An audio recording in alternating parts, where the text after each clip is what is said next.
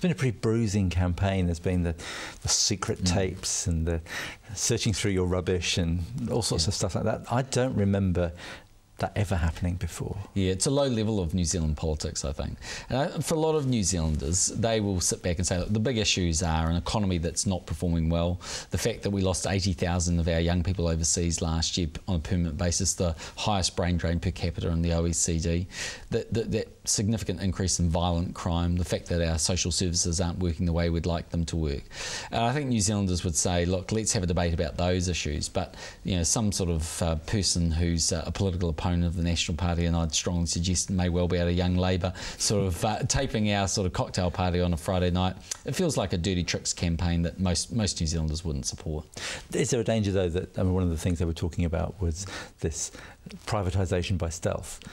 Well, there's no danger of that, and that's because we've effectively taken privatisation off the table. What we've said is we recognise the very special relationship that New Zealanders have with those assets. We're not going to sell any asset unless we have a mandate from the New Zealand public. So for the 2008 to 2011 period, if you like, there'll be no asset sales whatsoever. One can never say never, so if the position ever changes, we'll go back, campaign on that and get a mandate. But it's not something I see as terribly important, funnily enough, in terms of asset sales. If you go back and look at the motivation for them in the mid-80s and the early 90s, we were highly indebted as a nation, the assets weren't performing well. These days it's very different, and I think the economic challenges we face are the ones we should concentrate on, and that is lifting productivity, getting things like our climate change policy right. Because the funny thing is now that you and Labour have become business friendly. You've become more centrist in your policies. Is there a danger that National and Labour will get so close together they're virtually indistinguishable? I don't think so, in the sense that fundamentally we're underpinned by our values and principles, and those values and principles have been with the party since its inception in 1936. I think if you look at those, we still very much believe in freedom, personal enterprise, return for hard work, a belief in a smaller government as a general perspective, less invasive. So a government that will underpin our society but not smother it. If you really look at Labour, their philosophical approach is quite different. So you will see a lot of different things from us, and in the business arena we've made it quite clear things like reform of the Resource Management Act are very, very important, trying to cut away some of that bureaucracy, really trying to move out of a sort of approach that says Wellington has the answer for everything when we know that they don't. Let's talk a bit about you, because you're a very unusual politician. You've come from a state house. You had a single parent mum. Your dad died when you were young. He was young. Brought up by an immigrant Jewish mum. Money was tight.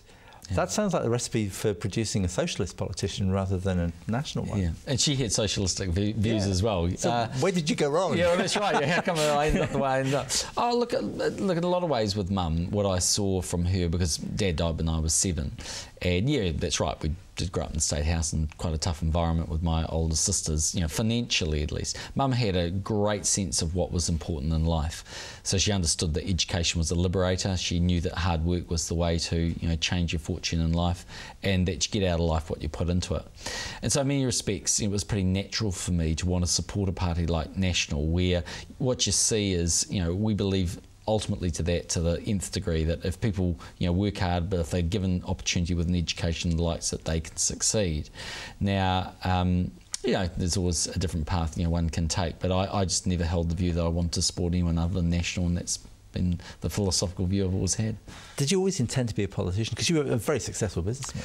Yeah, I wanted to be a politician right from a very young age. Isn't that a weird thing to do? Yeah, well, 10 or 11, it probably is. I probably wanted to be an All Black, then I wanted to be a politician. But in fact, my favourite All Black was Sid Going, and I met him actually. I spoke at the Mormon church a few months ago, and Sid Going came along, which was lovely to see him there. But look, I always wanted to be a politician. I also wanted to go into business. I had a fairly defined sort of career plan, if you like, in my mind, and I think I did that the right way. I came into politics when I was 40, young enough to still have a decent career in politics, but not so soon that you can't have those life experiences. My wife and children, and our family life was very established. We will have been married for 24 years this year, so it came on a pretty solid foundation. Was it difficult to make the transition from being a businessman to being effectively a new boy in politics? Because it can be pretty bruising if you're new at Parliament.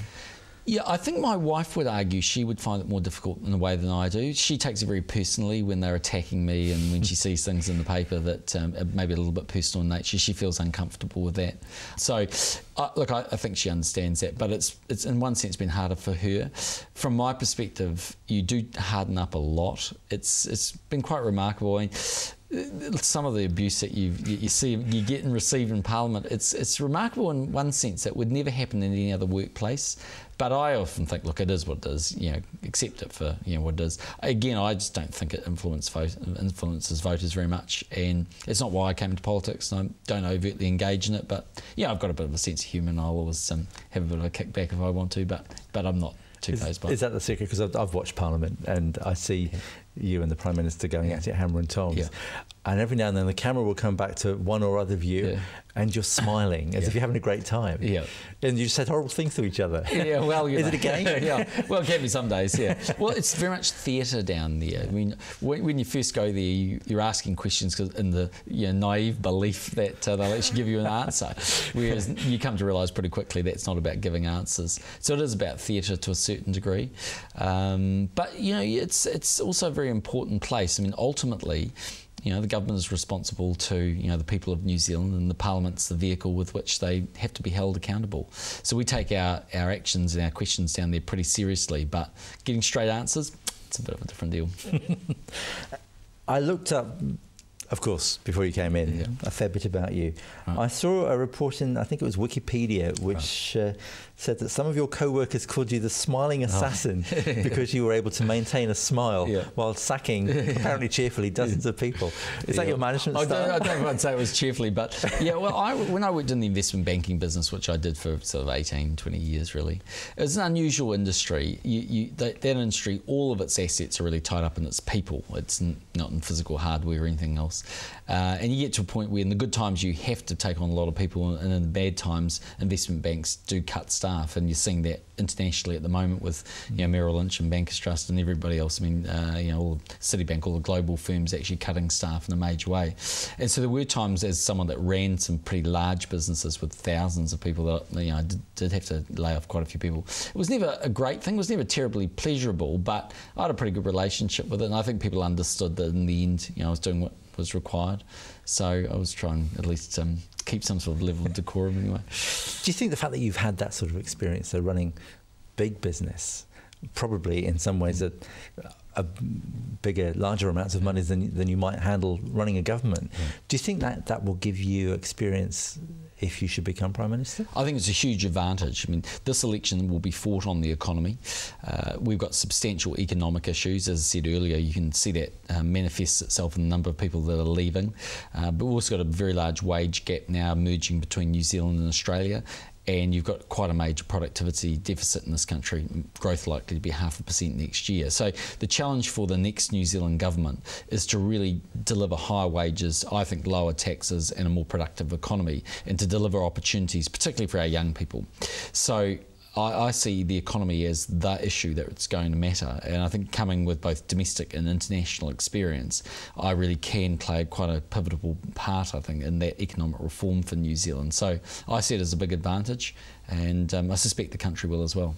When Helen Clark came to power, you weren't a politician. No. Now you might replace her. Yeah. Are you ready to lead? I believe so. Look, I think you need to have a number of things if you're going to be a true leader of a country. One is a vision for where you want the country to go, and I certainly have that. It's a prosperous, it's a confident country. It's a country that has a sense of where it wants to go, and a belief that we can achieve those things. It's a country where our young people in particular have a choice on a global basis and actually of their own volition choose New Zealand.